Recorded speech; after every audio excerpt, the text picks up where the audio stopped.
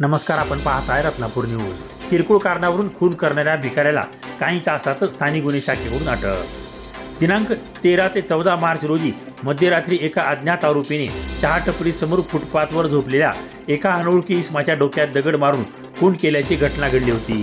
त्यावरून पोलीस ठाणे शिवाजीनगर येथे अज्ञात आरोपी विरुद्ध खुनाचा गुन्हा दाखल करण्यात आला होता। सदर खुनाचा तपास शिवाजीनगर पोलीस स्टेशनकडून करण्यात येत होता।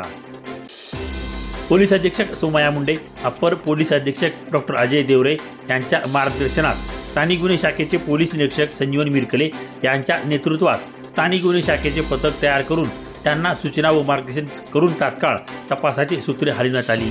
स्थानिक गुन्हे शाखेचे पथकाने काही तासातच अनोळखी मयताची ओळख पटवून तसेच गोपनीय व तांत्रिक माहितीच्या आधारे चहाच्या टपरी समोर फुटपाथवर झोपलेल्या अज्ञात इसमाच्या डोक्यात दगड मारून खून केलेल्या आरोपीला क्रीडा संकुलन गेट समोरून 14 मार्च रोजी सायंकाळी 5 वाजण्याच्या सुमारास जेरबंद केले असून आरोपीचे नाव देविदास शेषराव सोनकांबळे, वय 54 वर्ष, राहणार खाडगाव रोड, प्रकाशनगर, चंद्रोदय कॉलनी, रोड क्रमांक 5, लातूर असे असून सांगून तो दिवसभर भिक्षा मागून खातो। दुपारी तंबाखू घेण्याच्या कारणावरून झालेल्या किरकोळ वादाचा मनात राग धरून नमूद मध्यरात्री चहाच्या टपरी समोर फुटपाथवर झोपलेला इसम नामे प्रकाश लिंबाजी भडके, वय 58 वर्ष, खाडगाव रोड, लातूर याच्या डोक्यात दगड घालून खून केल्याचे कबूल केले।